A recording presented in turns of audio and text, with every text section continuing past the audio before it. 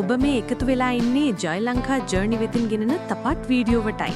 ඔබ අවට තියෙන ඔබ නොදන්න තැන් හා දන්න තැන්වල නොදන්න විස්තර සොයා යන සෞන්දර්ය චාරිකාවේ මීළඟට අද ඔබ වෙත ගෙන එන්නේ රත්නපුර දිස්ත්‍රික්කයේ ඇති දියඇලි අතරින් පළලින් වැඩිම දියඇල්ල ගෙනවන අතර මේ ගිලිමලේ බස්නාහිර කඳුපන්තියෙන් ආරම්භ වී ගලා බසින ඉඳුරුගංග අතුගංගා රාශියකින් පෝෂණය වී ඉඳුරුව රක්ෂිතයට මායිම්ව පිහිටා ඇති ගල්පරේ මතින් ගලා හැලෙන දුම්පුස් සැල්ලගෙනයි අද අපි ඔබට ගෙන එන්නේ. ඉතින් මේ වැඩි විස්තර මොනවද කියලා දැනගන්න යන්න කලින් පහළ තියෙන subscribe button එක click කරලා bell icon එකත් click කරගෙනම වීඩියෝ එක බලන්න එන්න.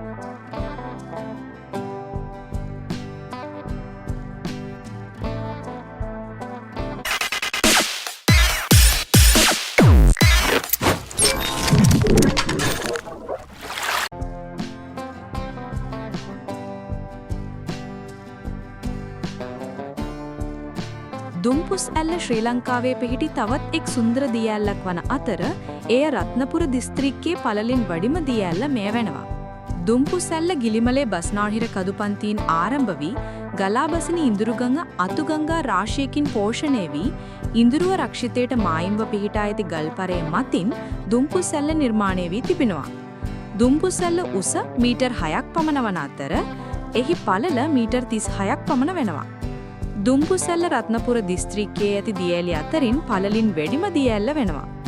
දුම්පුස් ඇල්ල අවට සුවිසල් ජෛව විවිධත්ව පද්ධතියකින් සමන්විතයි. එහි ඒකදේශීය ශාක සහ සතුන් විශාල වශයෙන් හමුවන අතර දුම්පුස් ඇල්ල වට කරමින් නැති ඉඳුරුව රක්ෂිතයේද ඇල්ලේ සොභා සුන්දරත්වය තවත් වැඩි කරනවා. ඊතා පිරිසුදු ජලයෙන් සමන්විත දුම්පුස් ඇල්ල සොභා දහමට ලැබී ඇති මහඟු දායාදයක්. දුම්පුස් ඇල්ල නැරඹීමට ප්‍රධාන මාර්ගයේ සිට ඉඳුරුගංග දිගෙහි මීටර් 300ක් පමණ ඉහළට ගමන් කළ යුතු වෙනවා.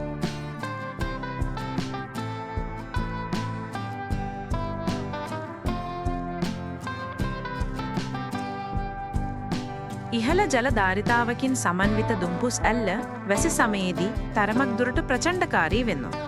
සංචාරකයන් අතර ප්‍රසිද්ධියට පත් දුම්පුස් ඇල්ල වර්තමානය වන විට තරමක් දුරට දූෂණයට ලක්වමින් පවතින අතර එයට හේතුව ඇල්ල නැරඹීමට පැමිණෙන සංචාරකයන් රැගෙන එන කැලිකසල මෙම ඇල්ල සහ ඉඳුරු රක්ෂිතය අවඩ දමා යන බැවින් දුම්පුස් ඇල්ලේ සුන්දරත්වය අනාගතයට ඉදිරි කිරීමට නම් ඔබ නිරන්තරයෙන් දුම්පුස් ඇල්ලේ ආරක්ෂාව ගැන සැලකිලිමත් විය යුතු වෙනවා.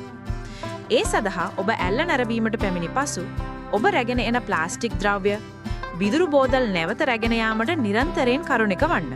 මෙහි දමන් මාර්ගය වන්නේ රත්නපුර සිරිපාගම මාර්ගයේ රත්නපුර නගරයේ සිට කිලෝමීටර් 19 දුරින් ඉඳුරුව රක්ෂිතයට මායිම්ව පිහිටා ඇත.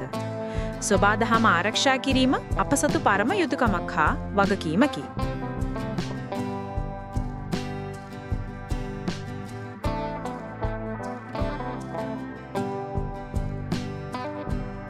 ඉතින් ජය ලංකා ජර්නි වෙතින් ගෙනෙන තවත් වීඩියෝ එකකින් හමු වෙනතුරු අපි ගිහින් එන්නම්. ඔබට සුබ ගමන්.